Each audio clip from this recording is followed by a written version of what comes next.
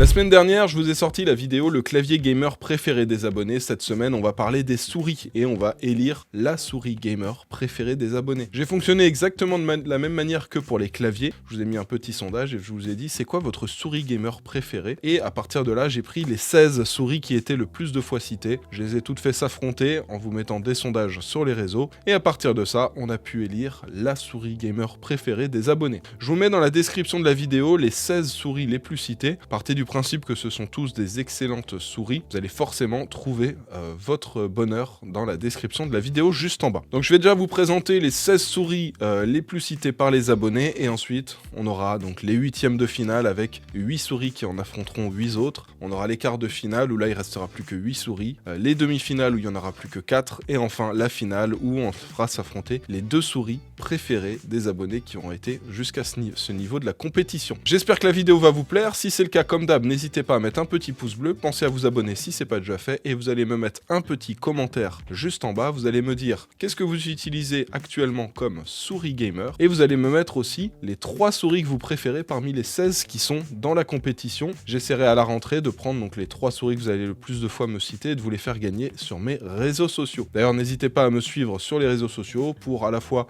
suivre les actualités de la chaîne, participer quand je vous demande de voter ou aussi pour les concours que j'organise régulièrement. Là-bas, vous avez tous les liens dans la description juste en bas. Bon, du coup, c'est parti pour la présentation de l'ensemble des souris nominées. Mais ça, ce sera juste après le sponsor de cette vidéo. La vidéo d'aujourd'hui est sponsorisée par CD Key Offer. C'est un site qui vous permet d'acheter des clés à des prix intéressants pour des logiciels. Et là, je vais vous parler en particulier des licences pour Windows 10, Windows 11 et Office. Vous retrouvez les liens dans la description en bas de cette vidéo. Et sur ce site, vous allez pouvoir acheter vos clés Windows pour environ 15 à 20 €. Il suffit de cliquer sur le lien qu'il y a dans la description, d'ajouter le logiciel dans le panier et de se connecter à son compte ou d'en créer un pour ceux qui n'en ont pas encore. On ajoute ensuite le code GU20 qui vous permet d'avoir une réduction de 20% sur le prix affiché sur le site. Une fois le paiement effectué, on attend 1 à 2 minutes et on peut ensuite aller dans le User Center, c'est là qu'on retrouve toutes les clés qu'on a achetées. Il suffit ensuite de copier la clé, d'aller dans les paramètres d'activation de Windows et de coller la clé et le Windows sera activé. Alors on commence donc avec la première souris, c'est la Logitech G502. Là ça, bien sûr que vous la connaissez tous, c'est le best-seller de chez Logitech. Ça fait un paquet d'années qu'elle existe, on la voit très régulièrement en promotion, déjà que de base elle a un prix intéressant. Et en plus de ça, quand il y a des promos, on la retrouve à presque moitié prix. Donc je sais qu'il y en a pas mal d'entre vous qui utilisent cette Logitech G502. C'est une souris qui est incroyable, avec un très très bon rapport qualité-prix, et surtout avec plein de petits boutons, des raccourcis si jamais vous voulez mettre par exemple le coup de couteau, la grenade flash, la grenade à fragmentation, voilà, vous pouvez vous mettre des raccourcis, c'est très intéressant comme souris. La deuxième, j'ai été assez étonné parce qu'elle est très récente et je pensais pas qu'autant de monde la connaissait, c'est la Corsair Darkstar. Alors ça c'est une souris sans fil récente de chez Corsair. Là aussi un modèle assez intéressant, un peu plus basique quand même, mais on retrouve pas mal de touches fonctionnalités. Je trouve que ça se rapproche de la G502X qu'on a vu récemment chez Logitech, une évolution de la G502. Mais voilà une souris très intéressante proposée par Corsair. Juste après on a la Logitech G502X plus Lightspeed, donc ça c'est l'évolution dont je vous ai parlé là, qui ressemble pas mal à la Corsair, une évolution de la G502, il y a du RGB, c'est du sans fil, la disposition et la forme a un petit peu changé, donc une souris assez intéressante. On n'est pas sur une souris e-sport, mais on est sur une souris gaming très intéressante. Et ensuite, on a la Logitech G502 Lightspeed, donc ça c'est juste la version sans fil de la G502. Alors la G502 a été beaucoup de fois citée dans toutes ses déclinaisons possibles. On retrouve ensuite la Logitech G Pro X Superlight, donc là aussi une souris assez intéressante pour du jeu compétitif pour le coup, ce que personnellement j'utilise sur mon PC. Il y a une version 2 qui est sortie plus récemment mais qui est aussi beaucoup plus chère et qui n'a pas forcément énormément d'évolution, donc moi j'ai toujours tendance à vous conseiller la G Pro X Superlight première du nom, parce qu'en termes de rapport qualité-prix elle est plus intéressante. Et ensuite on a la Razer Basilisk V3. Alors ça c'est un modèle de chez Razer mais qui ressemble énormément à la G502, donc pour moi c'est quasiment son clone en version Razer. Alors la forme est légèrement différente mais globalement on retrouve à peu près les mêmes choses que sur une G502. Pareil, c'est un modèle très intéressant de chez Razer en termes de souris gamer. On a aussi la Razer Viper V3 Pro, ça aussi une excellente souris pour le coup, très axée e-sport, jeu compétitif. C'est une souris sans fil, ultra légère, avec une bonne autonomie, une très bonne latence, un bon capteur, et donc une souris qui va être très intéressante pour les joueurs type Valorant, Counter-Strike, etc.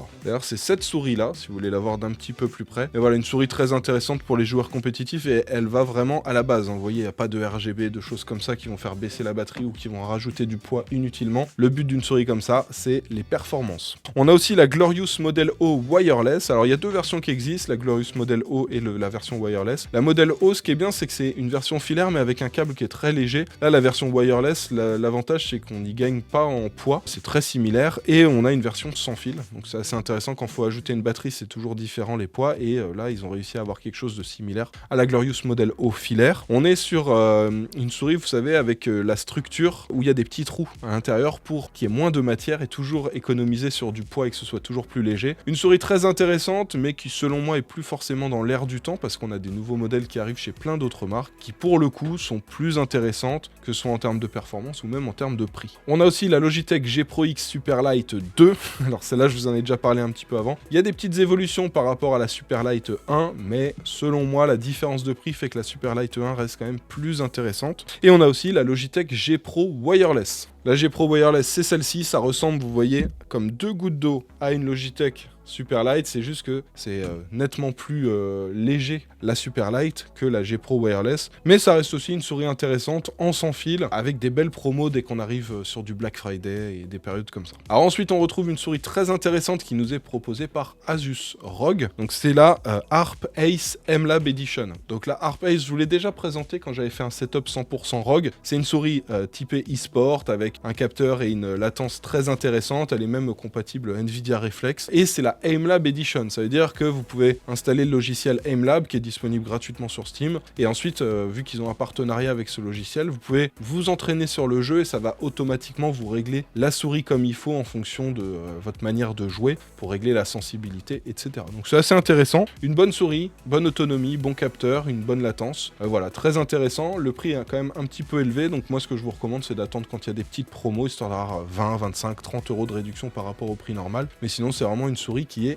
excellente. On a aussi la Pulsar X2V2, ça j'ai été étonné de la voir citée, de la voir qu'elle faisait partie des 16 souris les plus citées, parce que c'est pas forcément une souris très très connue, elle est connue par les joueurs compétitifs, ceux qui jouent énormément à Valorant, à Counter-Strike, voilà, mais du grand public, elle est pas ultra connue, alors que c'est une excellente souris, hein. Pour moi la X2V2, je la mets au-dessus d'une Superlight 2 par exemple de chez Logitech, alors que ça vaut le même prix, et pour le coup la Pulsar elle est vraiment incroyable. On retrouve aussi la Lamzu Atlantis, ça c'est exactement pareil que la Pulsar, je m'attendais pas à la voir finir dans le top, d'ailleurs il y a d'autres modèles de Lamzu qui ont failli y être, qui étaient je crois 18e et 20e, en termes de nombre de fois où ils étaient cités. Donc Lamzu aussi, il y a pas mal de gens qui commencent à s'intéresser à du matériel comme ça, et c'est plutôt cool, et c'est vrai qu'avec les jeux, il y a de plus en plus qui essaient de prendre le bon matériel pour jouer de manière compétitive sur des jeux comme Valorant, c'est vrai que le matériel peut faire la différence à passer un certain niveau, donc c'est vrai que c'est intéressant de s'équiper correctement quand on a un bon niveau sur un jeu compétitif. Pour le coup, la Lamzu Atlantis, c'est un petit peu comme la Pulsar X2V2, c'est une excellente souris pour les joueurs compétitifs. On a la Logitech G903, donc celle-ci j'ai été étonné qu'elle soit citée. C'est une souris sans fil, gamer on va dire, de chez Logitech, avec une très grosse autonomie, donc ça c'est assez intéressant. Celle-là, elle va plus, moi je vais plus la recommander à des joueurs casus, ça dérange pas d'avoir une souris un peu lourde dans la main. L'avantage qu'il y a avec cette souris, c'est qu'elle est ambidextre, donc si vous êtes gaucher ou droitier pour jouer, vous pouvez l'utiliser avec la main gauche ou la main droite, ça fonctionne. L'avantage c'est qu'aussi on la retrouve avec des belles promotions, des cas, des Prime Day, des Black Friday, tout ça. Donc ça c'est plutôt cool. De là à la mettre dans les 16 souris gamer les plus intéressantes, je sais pas ce que j'aurais fait, mais c'est vrai que c'est pour le coup une souris très populaire, donc c'est normal qu'elle ait été pas mal de fois citée. Et enfin, les deux dernières souris, c'est deux excellentes souris aussi, une qui nous vient de chez Pulsar et une autre qui nous vient de chez Lamzu. Donc on a la Pulsar X2H ES, ES c'est la version e-sport, là aussi souris très intéressante, un petit peu comme la X2V2. On est sur de la souris pour du jeu compétitif, donc très intéressant si vous êtes joueur Valo, Counter, tout ça, vous pouvez y aller. Et on a la Lamzu Thorn, qui est un petit peu dans le même délire, et pareil que la Lamzu qu'on avait juste avant. Donc là aussi une excellente souris pour du jeu compétitif. Alors voilà donc pour les 16 souris les plus citées par les abonnés, donc j'ai eu d'agréables surprises, je suis content. Donc on en retrouve bien évidemment les grandes souris ultra populaires, les best-sellers qu'on a chez Logitech, etc. Chez Razer, voilà. Et ce qui est bien, c'est qu'on commence à voir aussi des souris qui sont plus destinées à des joueurs exigeants, qui font vraiment attention à la latence de leur souris, le poids, etc., la prise en main. Des souris que je m'attendais pas à voir dans les 16 souris les plus citées par les abonnés. Et donc c'est cool de voir aussi qu'il y a des modèles comme ça qui arrivent à sortir du lot. C'est un petit peu du moitié-moitié. On a des souris grand public, des souris très typées e-sport compétitif. Et donc c'est plutôt cool, ça va faire des jolis duels pour cette compétition. Alors du coup on commence avec les huitièmes de finale. On va avoir 8 souris qui vont en affronter 8 autres et qui vont pouvoir éventuellement se qualifier pour les quarts de finale où il n'en restera déjà plus que 8. On commence avec le premier duel. On retrouve la Logitech G502 qui se retrouve face à la Corsair Dark Star. Alors bien évidemment, vous vous doutez bien du résultat, mais alors là, le résultat était sans appel. 18% pour la Corsair et 82% pour la Logitech qui éclate littéralement la Corsair Dark Star. C'est dommage parce que la Corsair Dark Star, c'est une excellente souris et sans prendre en compte le prix, on me proposerait les deux. Je partirais très certainement sur la Corsair qui est plus intéressante. Après, c'est sûr que la G502, elle est ultra populaire, elle est incroyable et elle coûte vraiment pas cher. Donc pour le coup, c'est une valeur sur la G502 et je suis pas du tout étonné des résultats de ce vote. On retrouve juste après la G502X plus Lightspeed de chez Logitech face à la G502 Lightspeed. Donc la dernière version de la G502 face à la version classique de la G502 en sans fil. Et alors là, c'était très serré. Il y avait 50% pour l'un, 50% pour l'autre. J'ai dû regarder le nombre de votes exacts qu'il y avait et il y avait que 12 votes de différence. Donc ça s'est joué à très peu de votes. Et c'est la Logitech G502X plus Lightspeed qui se qualifie avec 12 votes de plus face à la Logitech G502 Lightspeed. Donc la G502X plus Lightspeed passe en quart de finale et la G502 Lightspeed est éliminée. Dans tous les cas, c'est deux excellentes souris. C'est vrai que la G502X plus Lightspeed, elle est quand même plus récente, donc ça m'étonne pas non plus qu'elle ait été qualifiée. Juste après, on retrouve la Logitech G Pro X Superlight face à la Razer Basilisk V3. Là, c'était assez serré, 47% pour l'un, 53% pour l'autre, et c'est la G Pro X Superlight qui se qualifie pour les quarts de finale, et malheureusement, la Razer Basilisk V3 est éliminée. Juste après, on retrouve la Razer Viper V3 Pro face à la Glorious Model O Wireless. Alors, deux excellentes souris pour du jeu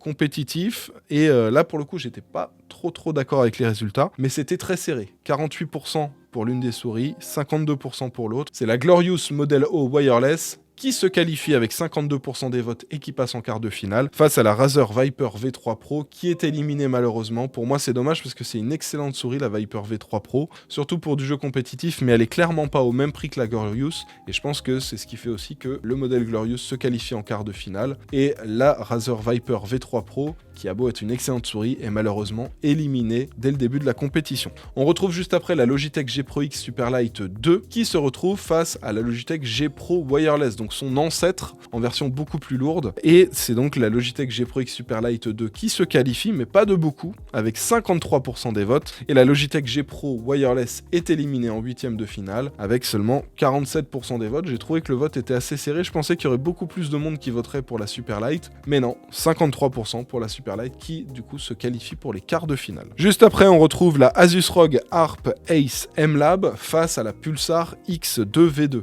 Là pour le coup, deux excellentes souris. Moi j'adore le modèle ROG, par contre la Pulsar selon moi est quand même meilleure pour du jeu compétitif, mais c'est pas ce que je pense qui va faire que l'une va se qualifier ou non, et on le voit avec les résultats du vote. La Pulsar est éliminée avec 38% des votes, et la Asus ROG Harp Ace M-Lab se qualifie avec 62% des votes. Donc les deux souris sont vraiment excellentes. Moi j'avais une petite préférence pour la Pulsar, qui malheureusement est éliminée en huitième de finale, et on retrouve la ROG Harp Ace M-Lab qui se qualifie pour les quarts de finale. Juste après, on se retrouve avec un duel entre la Lamzu Atlantis et la Logitech G903. Donc là, on a une des souris qui finit avec 31% des votes et l'autre qui finit avec 69% des votes. Et là, pour le coup, j'étais vraiment pas d'accord avec les résultats des votes. Ce que vous avez voté, là, je suis pas d'accord du tout. 31% d'entre vous ont voté pour la Lamzu Atlantis, qui du coup est éliminé en huitième de finale, et 69% d'entre vous ont voté pour la Logitech G903. Bon, c'est vrai que c'est deux souris qui n'ont rien à voir entre elles. La G903 est beaucoup plus destinée à des joueurs casus, qui veulent quelque chose de pratique, avec une bonne autonomie, voilà, qui sont pas trop regardants sur le poids. Mais clairement, entre les deux, il n'y a pas photo. La Lamzu Atlantis, elle est bien meilleure. Elle est aussi un petit peu plus chère, mais elle est bien meilleure. Et moi perso, j'ai voté pour la Lamzu Atlantis, qui malheureusement est éliminée. et c'est la Logitech G903 qui passe en quart de finale. Et enfin, pour le dernier duel, c'est aussi pareil, le choc des titans. On a une Pulsar X2H ES, une excellente souris e-sport, face à une Lamzu Thorn, une autre excellente souris e-sport.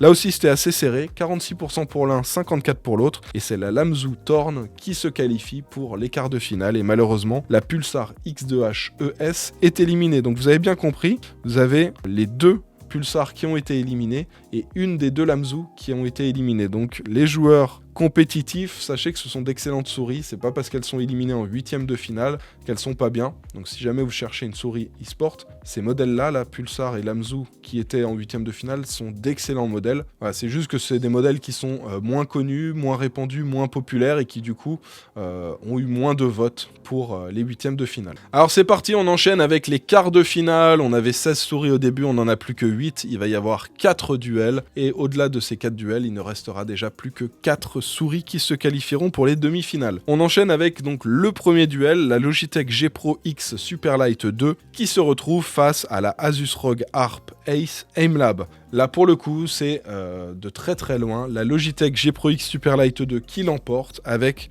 70% des votes face à la Asus ROG Harp Ace AimLab qui n'obtient que 30% des votes. J'ai trouvé que vous étiez un petit peu dur avec le modèle ROG qui est pourtant très intéressante et qui pour le coup se retrouve pas très loin en termes de prix et est très compétitive aussi. Donc je pense que la Asus ROG est éliminée parce qu'elle est beaucoup plus récente et beaucoup moins connue du grand public. Juste après, on a la Logitech G Pro X Superlight face à la Glorious Model O Wireless et on retrouve 67% des votes pour la Logitech G Pro X Superlight qui est très populaire et seulement 33% des votes pour la Glorious Model O Wireless qui est éliminée en quart de finale, et la Logitech G Pro X Superlight est qualifiée pour les demi-finales. On retrouve ensuite la Logitech G502 face à la G502 X Plus. Donc là, des votes très serrés, le modèle classique en filaire face à la dernière version la plus aboutie de cette G502 et en version sans fil. 48% pour l'une des souris, 52% des votes pour l'autre, et c'est la G502 classique qui est éliminée pour les quarts de finale, et la G502 X Plus qui se qualifie pour les demi-finales avec 52% des votes.